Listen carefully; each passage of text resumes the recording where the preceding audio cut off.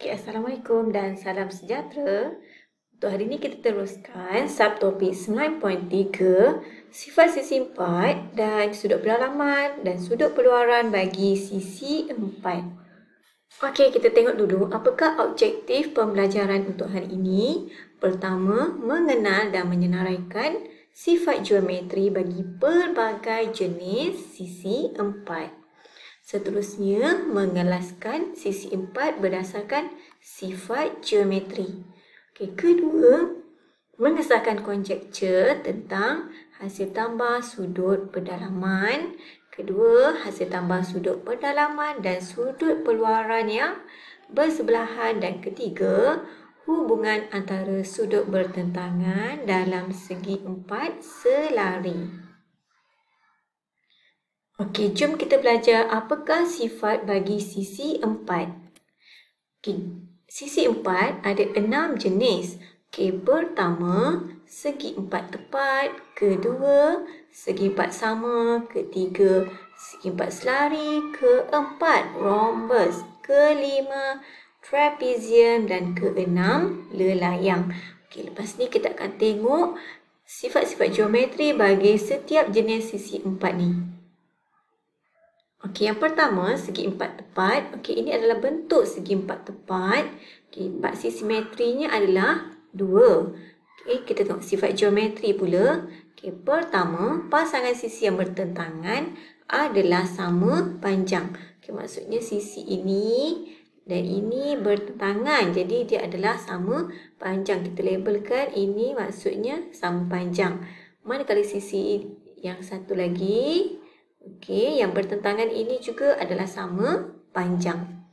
Okey, kedua, semua sudut pendalaman ialah 90 darjah.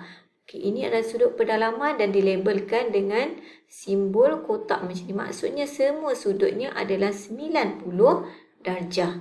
Okey, yang ketiga, perpenjuru adalah sama panjang dan membahagi dua antara satu sama lain. Okey, apa dia perpenjuru? Okey, perpenjuru adalah garisan yang menyambungkan bucu kepada bucu yang bersebelahan. Okey, sekarang cikgu lukiskan perpenjuru bagi segi 4 tepat. Okey, cikgu sambungkan dari garis sini ke sini.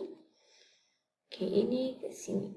Okey, ini adalah perpenjuru bagi segi 4 tepat. Ada dua perpenjuru yang sama panjang. Okey, kita tengok yang seterusnya, segi 4 sama. Okey, ini bentuk segi 4 sama. Okey, bilangan paksi simetrinya adalah 4. Okey, garisan titik-titik ni, okey, ini menunjukkan dia punya paksi simetri. 1, 2, 3, 4.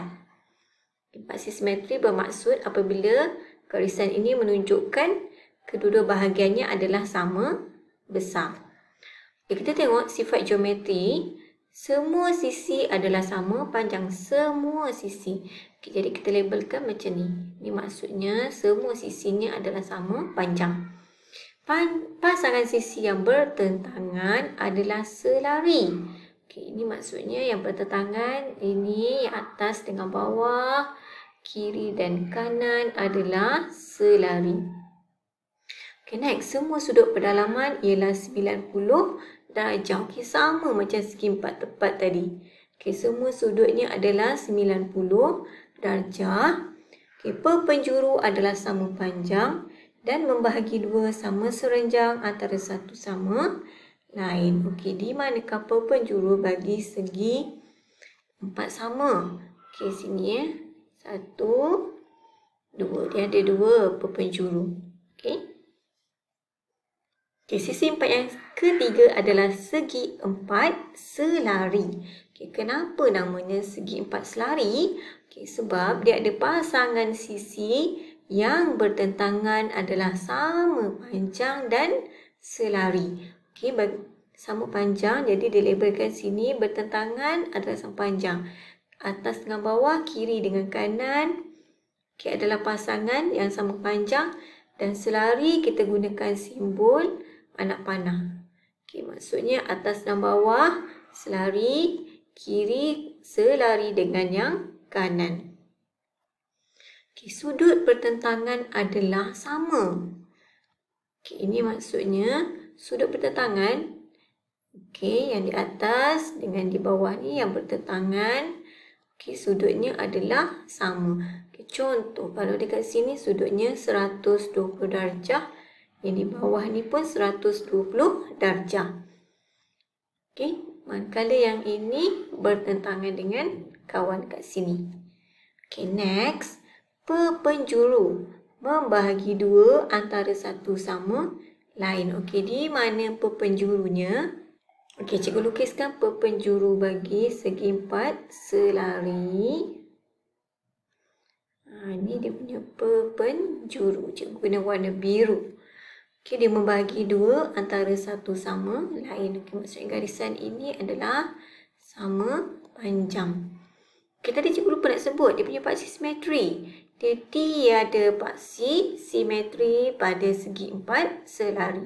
Okey, sekarang kita nak mengenali rhombus. Okey, ini adalah bentuk rhombus. Okey, bilangan paksi simetrinya ada 2, iaitu di sini dan sini. Okey, next. Semua sisi adalah sama panjang. Okey. Semua sisinya sama panjang. Jadi kita labelkan macam ni. Menunjukkan sisinya semuanya adalah sama panjang. Okey, pasangan sisi yang bertentangan adalah selari. Okey, dia hampir sama dengan segi empat selari. Cuma bezanya segi empat selari dia dua pasangan yang sama panjang. Tapi kalau rhombus semuanya sama panjang.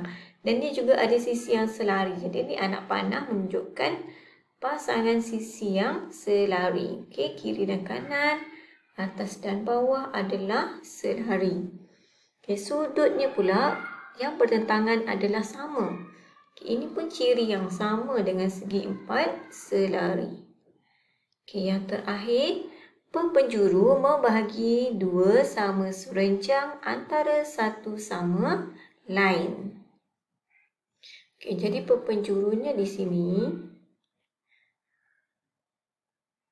Okey, dia kata membahagi dua sama serenjang. Maksudnya, bila perpenjuru ni bersilang, dia membentuk sudut 90 darjah. Okey, sekarang kita tengok trapezium. Okey, pertama cirinya dia tiada paksi simetri dan hanya satu sifat geometri iaitu hanya satu pasangan sisi bertentangan yang selari iaitu di bahagian atas dan bawah. Okey, boleh jadi juga kalau kita pusingkan bentuk trapezium ni. Okey, kalau pasangan sisi selari boleh jadi di kiri dan kanan. Okey, ini contoh trapezium yang pasangan sisi bertentangan selarinya adalah di kiri dan kanan. Okey, ini sisi empat yang terakhir iaitu lelayang. Okey, dia ada satu paksi simetri di bahagian tengah.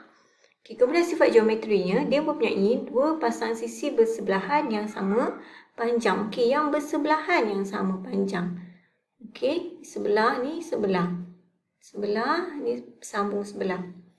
Okay, kemudian dia punya sepasang sudut bertentangan yang sama. Okay, ini ada sepasang yang sama. Okay, atas dengan bawah ni sudutnya tidak sama. Satu daripada perpenjuru membahagi dua sama serenjang bagi perpenjuru yang lain. Okay, jadi kalau cikgu lukiskan perpenjurunya. Okay, ini perpenjuru. Okay, dia membentuk sudut 90 darjah. Okay, kemudian satu daripada perpenjuru membahagi dua sama sudut pada bucunya. Okey, perpenjuru ni dia akan membahagi sudut ni dengan sama saiz. Okey, tadi kita dah belajar 6 jenis sisi empat. Okay, sekarang cikgu nak uji kamu. Cuba kamu nyatakan jenis setiap sisi empat yang berikut. Okay, kita lihat yang pertama ni agaknya apa namanya? Ini adalah trapezium.